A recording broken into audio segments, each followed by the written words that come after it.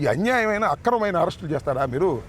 నేను spur of the మూమెంట్లో అన్నదాన్ని ఆసరాగా తీసుకుని చంద్రబాబు నాయుడు గారు చర్చించుకున్నారంట, ఎమ్మటే అరెస్ట్ చేయండి అన్నారంటే ఫోర్స్ పెట్టారు. I don't care. మరొకసారి చెప్తున్నా, చంద్రబాబు కొడుక్కి రెడ్ బుక్కి నా ఇంట్లో కుక్క నా తోటలో ఉన్న 2 కుక్కలు అవి కూడా భయపడవు.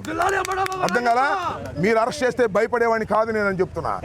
అరెస్టుకు సిద్ధంగా ఉన్నప్పుడే రాజకీయాల్లో ఉండాలని నిర్ణయించుకున్న మొదటి రోజునే నేను. ఇవాళ దొరికాను అనుకుంటున్నారు, నేను దొరకలేదు. అయినా నన్ను అరెస్ట్ చేయాలనుకుంటున్నారు, చేసుకోండి, సిద్ధంగా ఉన్నా అని చెప్తున్నా. ఇప్పుడు అడగని చెప్తే సమాధానాలు. నేను చెప్పింది ఏంటి? స్పర్ ఆఫ్ ది మూమెంట్లో నేను చంద్రబాబుని అనలేదు, నన్ను అన్నవాళ్ళని అన్నాను నేను. అక్కడ అన్నారు లేదో నాగరాజు, నువ్వు కూడా ఉన్నావు కదా, నన్ను తిట్టారా లేదో చెప్పు. నువ్వు సాక్ష్యం చెప్పడానికి భయపడతావు. నన్ను తిట్టారా లేదా?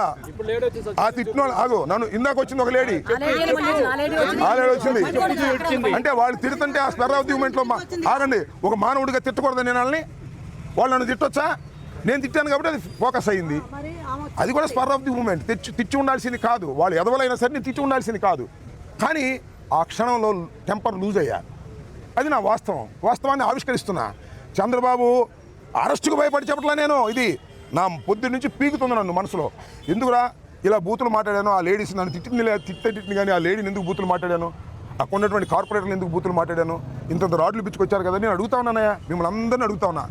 ఇంతమంది పోలీసులు ఉన్నారు కదా, ఒక్కడి దగ్గర రాడ్లు తీసేస్తున్నారు వెనక్కి, ఒకరి దగ్గర కర్ర తీసుకున్నారు వెనక్కి, తీసుకోరా?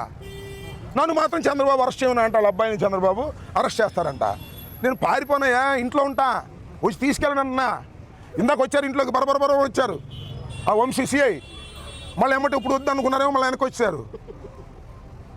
అరెస్ట్ చేస్తే, కోర్టులో ప్రొడ్యూస్ చేస్తే, రిమాండ్ చేస్తే రిమాండ్కి వెళ్తాను, జైల్లో ఉంటాను, మీ సంగతి తేలుస్తాను. చంద్రబాబు గుర్తుపెట్టుకోమని కూడా మనవి చేస్తున్నాను. భయపడేవాడు కాదు ఈ అంబటి రాంబాబు. భయపడితే రాజకీయాల్లోనే ఉండలేము. ఇంకా ఏమైనా అడుగుతారా?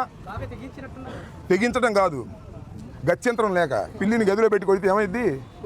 పులి అవుదా? అంతే, మేము కూడా పులి అవుతున్నాం, అంతకు మించేది. అరెస్ట్ చేస్తామంటే పారిపోవాలా? అరెస్ట్ చేస్తామంటే బతినాడాలా? అరెస్ట్ చేస్తామంటే యాంటిసిపేటర్ బెయిల్కి వెళ్ళాలా? అరెస్ట్ చేస్తామంటే దాక్కోళ్ళు ఎక్కడికి వెళ్ళి దాక్కోవాలా?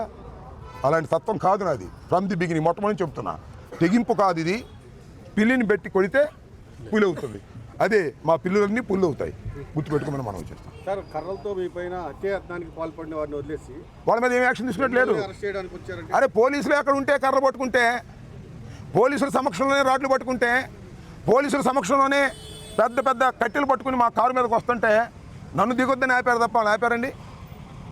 ఇది అలా ఉంది అటు రాష్ట్రంలో జరగాల్సింది. సంవత్సరం అయింది, ఇంకా చాలా పరిపాలన ఉంది. దుర్మార్గం చేయకూడదు, ధర్మంగా ఉండాలి. కొద్దిగా మొగ్గుంటే ఉండండి తప్ప అలా అంతా అటే మొగ్గుంటే అలాగా. ఇందాక వచ్చిన ఇంటికాడ తిట్టింది సరే, మా వాళ్ళు ఎంటపడ్డాను, అది వేరే విషయం. వాళ్ళు కూడా పిల్లులే, అప్పుడు పులయ్యారు. చేసేది ఏముంది? చెప్పు చూపించిందంట. ఏంటది? చెప్పు చూపించింది.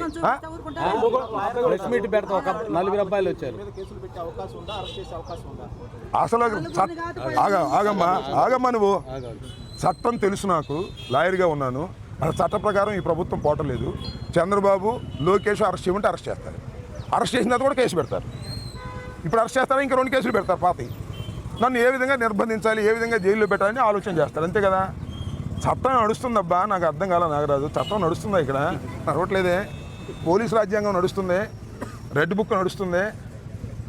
We are ready to face everything. ఇంకా నేను సిద్ధపడ్డా, వాళ్ళు చేయకపోతే వాళ్ళ కర్మ.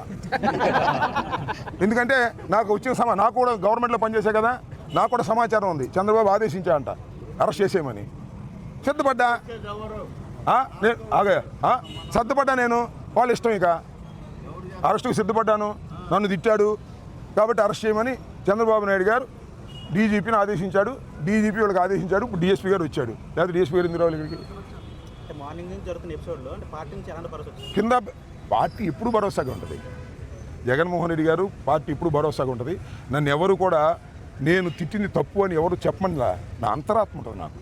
నా అంతరాత్మ ప్రకారం చెప్పాను. నేను అరెస్ట్ భయపడి కూడా చెప్పలేస్తామా, కానీ నాకుంటూ ఒక అంతరాత్మ ఉంటుంది కదా.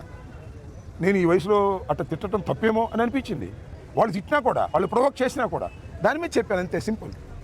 పొద్దు నుంచి మొదలు పడతాను ఆ విషయం మీద. నేను పెద్ద ఎత్తున కార్యకర్తలు అంతా చేస్తారు, కార్యకర్తలకు ఏం చెప్తారు? కాదు, మా ఇంటికి అందుకు అరెస్ట్ చేయడానికి రావట్లా, మా ఇంటి మీద దాడి చేయడానికి వస్తా ఉన్నారంట, వాళ్ళు ముట్టడిస్తా ఉన్నారంట. ఆ ముట్టడిస్తారేమో వాళ్ళు చెప్పబెట్టుకుని అందరూ వచ్చారు, లాడా మొగ అందరూ మా రాంబాబు గారి ఇంటి మీద ముట్టడిస్తారా చూద్దామని.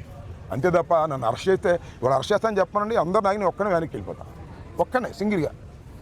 ఆ డిఎస్పీ గారిని చెప్పానండి, మిమ్మల్ని అరెస్ట్ చేస్తామండి, మీ దగ్గర కేసు లిస్ట్ అయింది, మేము ప్రొడ్యూస్ చేస్తామండి, ఎమ్మటే కారుకి వెళ్ళిపోతా, ఏమీ లేదు.